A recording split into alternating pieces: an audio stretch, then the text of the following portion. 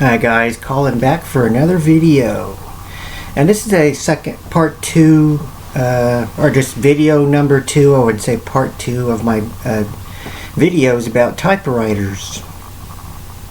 Now before I get to my flea market finds, I want to give an explanation as to why I started collecting typewriters. I would say about 3 months ago. Well, to begin with, some of you know I like to write poetry, and I usually do that on my iPad or my telephone. But about 3 months ago, I came across a video called Typewriter Renaissance, and it's all about there's kind of a small typewriter comeback amongst writers, college students, and that sort of thing. And they were looking to get away from the electronic devices like on your phone or your iPad, because it's very distracting when you're trying to write, because there's Facebook, Twitter, the internet, emails, email messages. You're constantly getting bothered by all types of other entertainment sort of things. And I watched this video called the Typewriter Renaissance, and it was showing how the typewriters are making a little comeback, not only amongst writers and people who just want to get away from the new electronic age, but people who actually collect typewriters, new ones, old ones, and everything in between. And you can find typewriters all over the place, which phonographs, 8-tracks, and that sort of thing, which I also collect, are getting very scarce and expensive. But typewriters you can still get really cheap for now, unless there's a big typewriter boom, like the whole records boom and record players. But anyway, that's how I kind of, my introduction into typewriters. I was like, okay, I could do that. I think I want to try that out. You know, I haven't used a typewriter since the 1980s when I was in high school, but I wanted to try it out. So I went to our local flea market, and I found a Smith Corona manual typewriter. No, it wasn't the Smith Corona. It was an Olympia typewriter. It was an old beat up Olympia typewriter with paint all coming off of it and everything. I was kind of looking at it. I knew nothing about Olympia typewriters. I didn't know they were built in Germany and all that. We'll get into that when I show my Olympia typewriters on a different video. But I seen the Olympia typewriter, and I'm like, okay, everything seems to work on this, even though it doesn't look nice.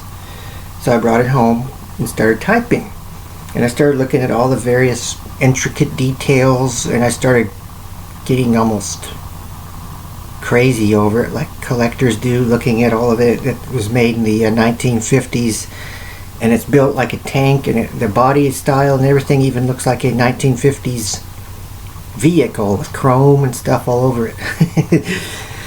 And that was my first typewriter, and I've picked up 8 or 9 since then. I've totally lost it on my obsession. But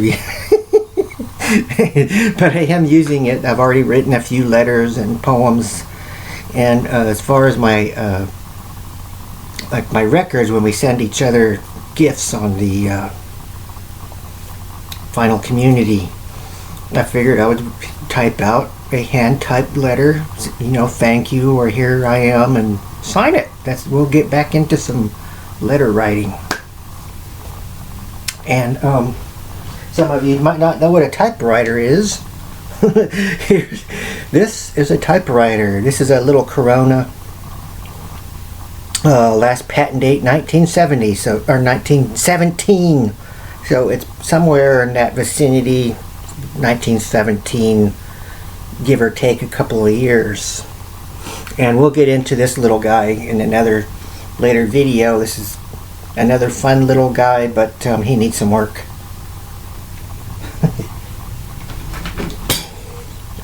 Anyway, now back to the flea market. Today I went to a flea market in a nearby town, which I go to about once a year. It's a old, dusty flea market. There's dust everywhere, dirt. There's a section that creeps me out. It's nothing but wheelchairs, like 50 wheelchairs and piles of walkers and potty chairs and things. And I'm thinking, dang, each one of these has a story. The wheelchairs, the walkers, that person's probably, that sort of thing. I can think morbidly about seeing a pile of wheelchairs in a flea market. And the whole place is dusty. It has that corner of pipes, hoses, screws, bolts, anything you might need for your plumbing, or you might need a hose for your car, stuff like that. But there's just piles of this stuff everywhere, and it's dusty and gloomy. But I still go there about once a year because I go through their records every year, record albums.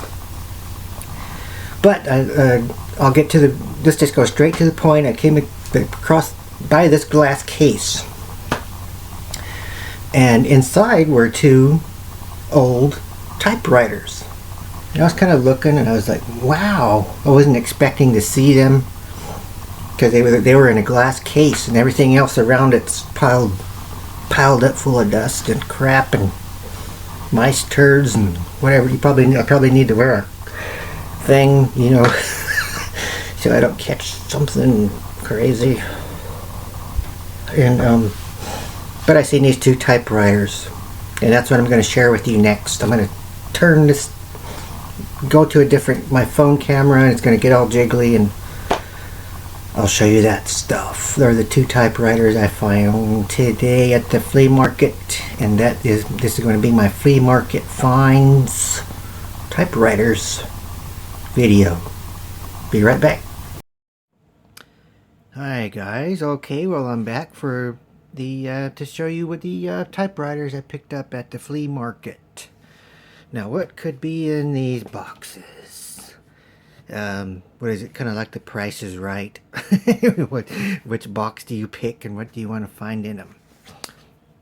Now, you're going to see these as I found them. I have not tried to clean anything. I haven't tried to dust anything off or anything like that. This is as found conditions of these two typewriters that I found today at a flea market about 20 miles from here. And like I said, the place was full of dust and grime and all kinds of stuff, but these just happen to be in a glass case, and that's why there doesn't seem to be much dust on the outside of the case. They're damaged a little because these are very old typewriters. And let's look behind door number 1. What could be in this case? Here we go. See if I can get this done with one hand here. Here we go. What do we have inside? What we have inside is a Smith Corona Sterling. And just by looking at it, I did not try to look on the typewriter database to see what the year of these are specifically.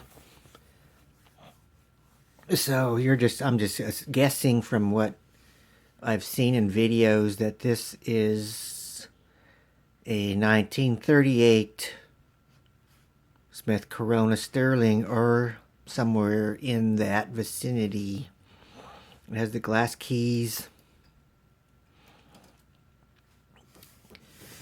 and it has a few scuffs here and there, but it is in very good condition. There's no dust. There's dust inside the case, obviously. Everything works. The carriage works. I haven't tested out all of the buttons yet and things. I just went over it basically, very basic when I looked at it, because there are some things you should check. And on that note, I would suggest a YouTuber. His name is Joe Van Cleve. I just found some of his videos, and he talks about going to flea markets and or thrift stores, and you might find some typewriters, and he kind of discusses for a beginner the basic things that you should go over. And I'm not going to go over all that here because I want you to go watch his video and give him a subscription. He has some very cool videos about typewriters, and besides his typewriter, he just started a series about typewriters not long ago, but he talks about old cameras and things of that nature. But back to the Smith Corona, everything seems to work, except there are a couple of sticky keys, which I noticed. I believe it was the number 2. There you go. See, it got stuck. The number 2, yep. And was it the question mark? Yep, the question mark sticks. But otherwise, all the other keys work fine. And I put it needs new ribbon. But usually when you get those sticky keys from, what I've seen is that right in there, I don't know if I can point it out, right in this part, it gets a lot of dust in there over the years. And as you can imagine, this is from the late 1930s. And hopefully, over those years, things can build up in there, and you get the sticky keys like that number 2. Now what I've seen, you can either kind of sit here and work that back and forth, or I'm still researching different ways as to how to clean these.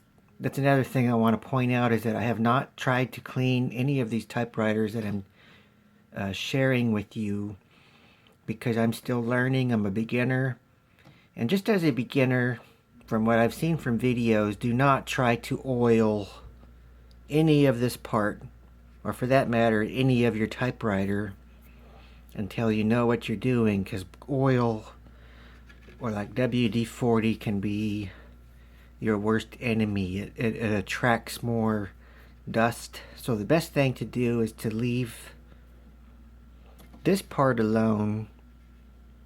Don't put any oil in there. I can't suggest how to clean it at the moment, except for maybe to just move the key back and forth to try to release some dust. And there are various cleaning methods you can look up on YouTube from some of the experts. And I've seen alcohol, I have seen mineral oil, or not mineral oil, but mineral spirits, and I have no clue what that is as of this taping. But yeah, anyway, I would not oil anything for now, but I'm not going to until I learn more. So any of you typewriter people watching, don't get scared. get the typewriter Nazis after me. And the platen on this is hard. It's got some give a little, but it's pretty much hard. And the platen is this rubber roller here, because the rubber on these things over the years can get very hard. And from the late 1930s, that's a lot of years to be sitting around, and rubber does not like years of sitting around in the air and the elements. But otherwise, everything else works on this. Like I was saying, the shift thing, shift lock, and I got these for a very good price. When I asked to look at them, there's a guy behind the counter, probably in his late 20s, and I said, can I look at the typewriters in the case? And he looked at me and said, typewriters?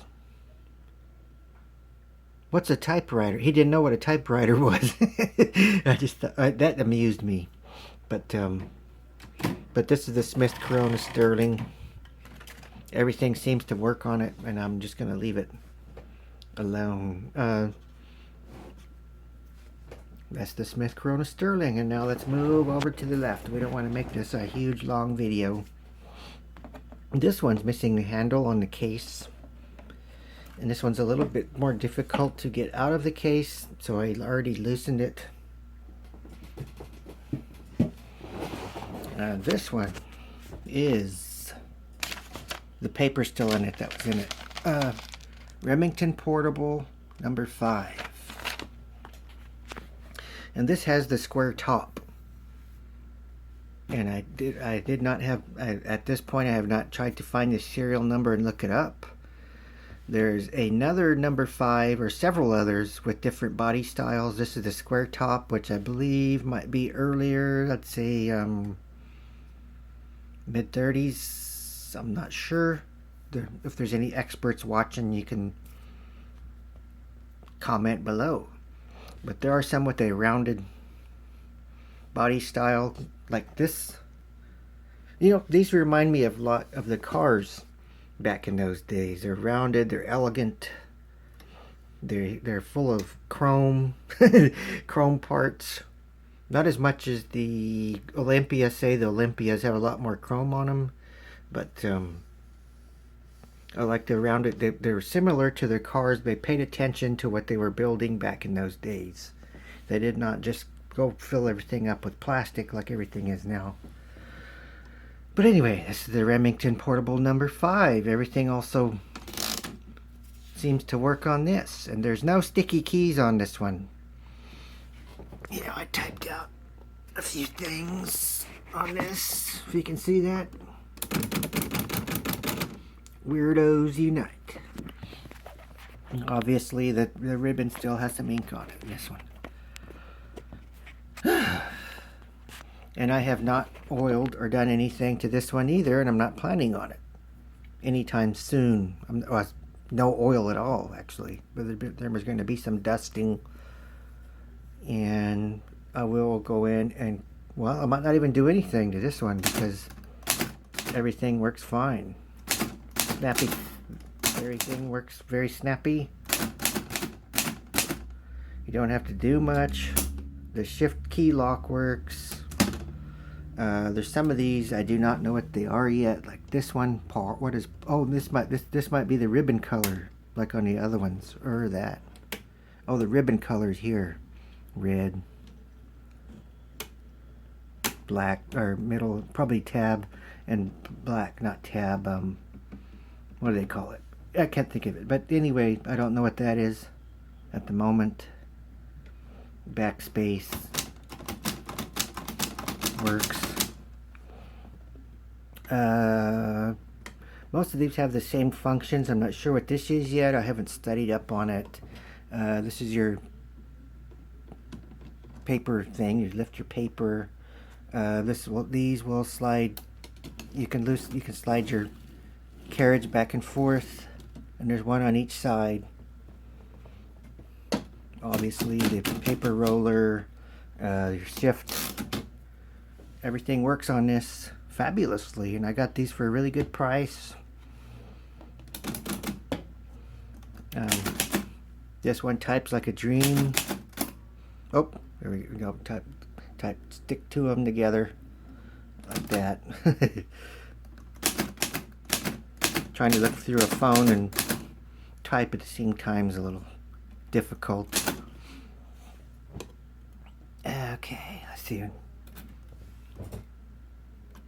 Roll this up.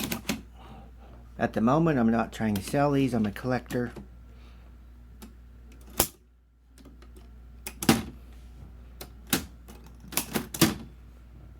I am just